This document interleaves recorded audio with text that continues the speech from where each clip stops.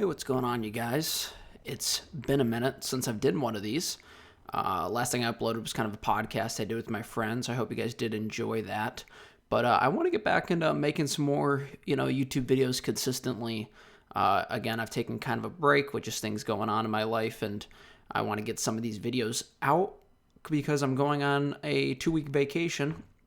Pretty much recently, I've just been dealing with work and different house things. We've absolutely gotten obliterated by snow recently where I live, so I've been dealing with all that kind of stuff. So I haven't had as much time to make these commentaries, but I am back, and this honestly is not a very, I guess you'd say, welcoming or heartwarming topic to talk about, but it's something I did want to cover because it's something I directly have experience with. But essentially, in this video, I want to talk about losing a parent and kind of dealing with grief and recovering from that in your life.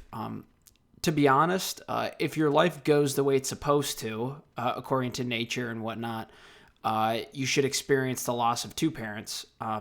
The only two options are to not experience things in that order. Is one, you never knew your parents, which is something I would say is sadder. Or obviously you pass before your parents do, which obviously you don't want that to happen either. But 2 years ago, I lost my dad to cancer. He was 68 years old. He was born in 1955, and this was the summer of 2024. And so he passed the cancer 2 years ago. And to be honest with you, I want to say that you will recover from a parent passing. But in my personal experience, it never really seems to be 100%. I don't really think we're built to get over something like that completely. I do believe, at least in immediate family situations, the loss of somebody, I think, is kind of, there's always going to be a piece of you that's gone. That's definitely something I've experienced. You definitely do recover to the point where, you're not always depressed or sad or anything like that. But it'll definitely come in waves, and it's definitely, especially varying on how strong of a relationship you had with that person. Depending on that, it'll definitely take a larger, smaller piece with them when they pass from you. So essentially, the story of, I guess, going into cancer for my dad, his kind of story is that he was first diagnosed. Well, actually, no, I'll go even farther back. When he was in his teens, he had a benign polyp in his colon.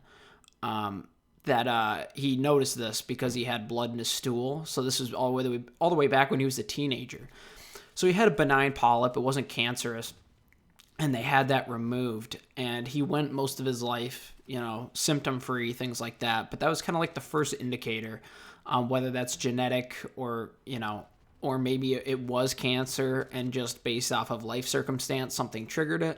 Again, not sure, but that was kind of what I would say is the first kind of like sign. And again, that's in his colon, and he ended up getting stage 4 colon cancer. So I have to believe those are linked.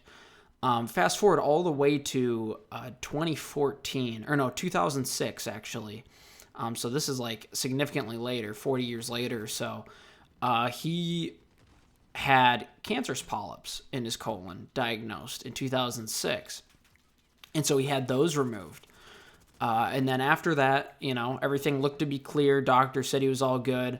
At this time, he had not gone to Mayo Clinic, which, if you guys don't know, Mayo Clinic is the biggest, cancer hospital in the world, one of the biggest, and he hadn't gone there yet.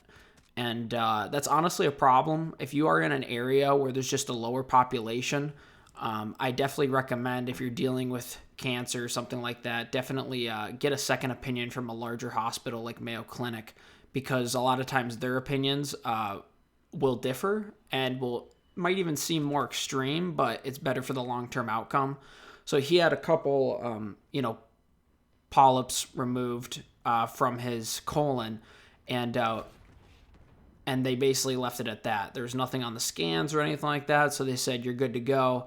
Fast forward to 2014, he had a hydrocele surgery, which if you guys don't know that, essentially he had fluid buildup in his testicles, and that has to get drained. It's very common with people, actually, older men.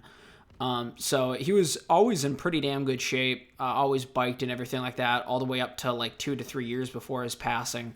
So he was always exercising and things. So this is not, you would say, typical, I guess you'd say, from someone who exercises so much, but I mean, it is fairly common for older men. So he had that drained, and it never came back. It was a solved issue. But the problem is the very next day, he said he had pain in his abdomen, which reminded him of the pain he had back in 2006 with his colon when he had cancerous polyps. And so it turns out that at that point, he gotten scanned. Nothing was seen. His doctors were saying he was fine. It turns out it did progress to stage 3 colon cancer in 2014. And so he went to Mayo Clinic, and they did a full, I guess you would say, section of his colon resection. So they took out a foot of his colon to remove the cancer. Now, what they told him at the same time is back in 2006, when he was first diagnosed with cancerous polyps in his colon, given his history with the benign polyps in his colon from his teenage years, they said they would have done the colon resection right then and there. They would have taken out the whole foot. So the fact that that kind of got delayed, I think, definitely set him up to fail. So they did the colon resection. Give it a couple of years. It came back as stage 4. He had the abdominal pains again. He had another growing tumor in his abdomen. It progressed to his lymph nodes. It spread to hundreds of lymph nodes throughout his body. From that point on, it started to develop a couple different, you would say, tumors throughout his body, independent of organs, actually, which was giving him hope. But then eventually it did spread to his liver and lung. And it was kind of like a downhill battle from there. And that eventually you go down the path.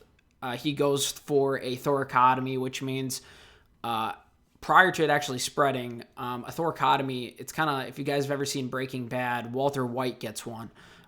You'll see a scar along the side of his body. What they actually do is they open up your ribs from the side, and they go in and they try and remove cancer physically that way. Without actually cutting open your sternum.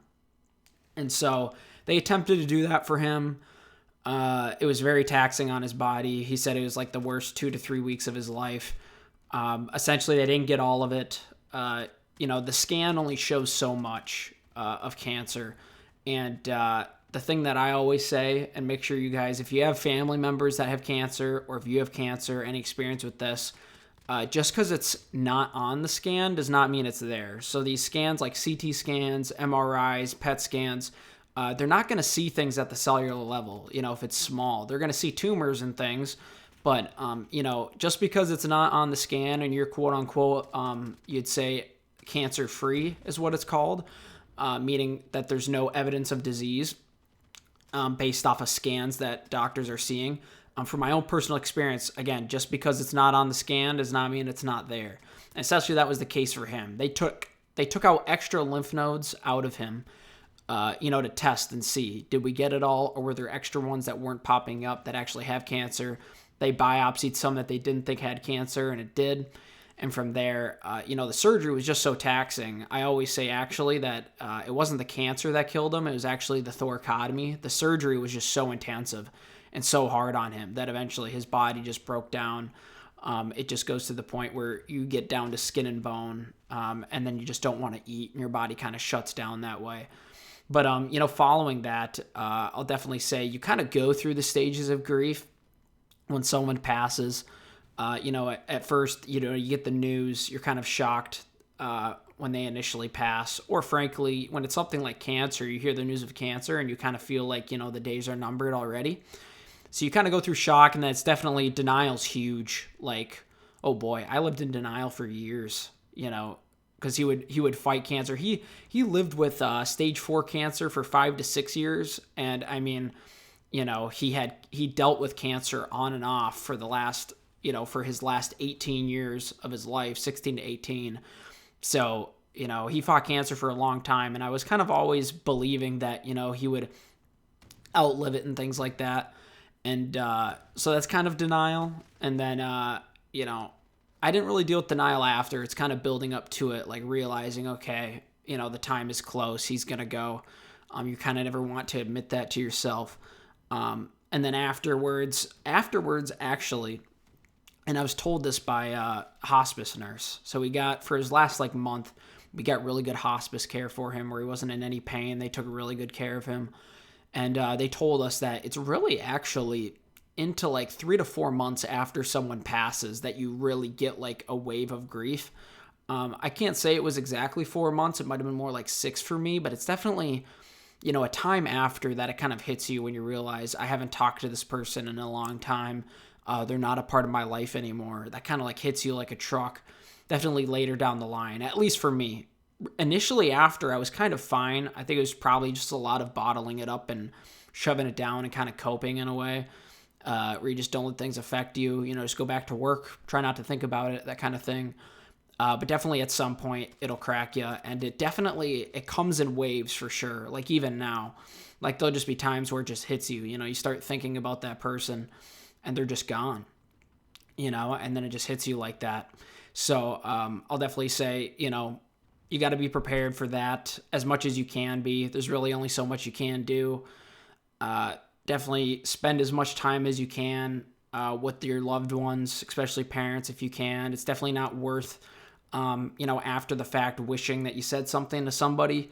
My dad was my best friend. I did everything with him, absolutely everything. And going into him passing, I definitely came out saying, I have no regrets.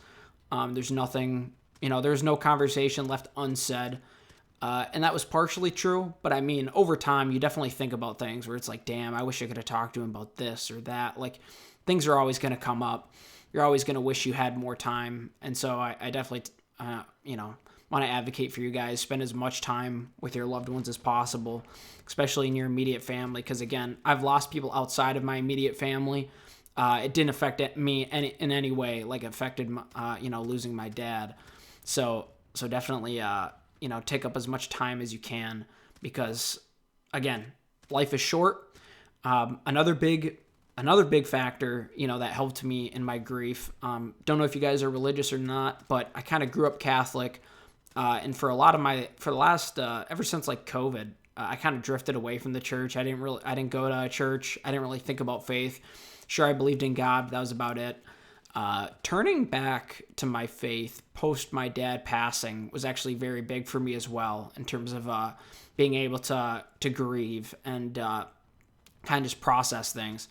And so I'll definitely say the faith for me has been a big impact. I think it's probably one of the healthiest things I could have done rather than turning to drugs or alcohol or something.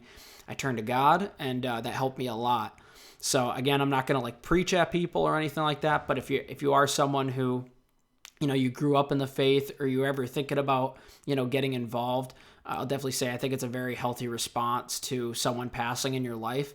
And I think it can keep you, on the right path and not going down the path of depression or something like that, which I wouldn't say I had chronic depression, but there's definitely moments where you're weaker and you're definitely feeling depressed and, dark thoughts can enter your head.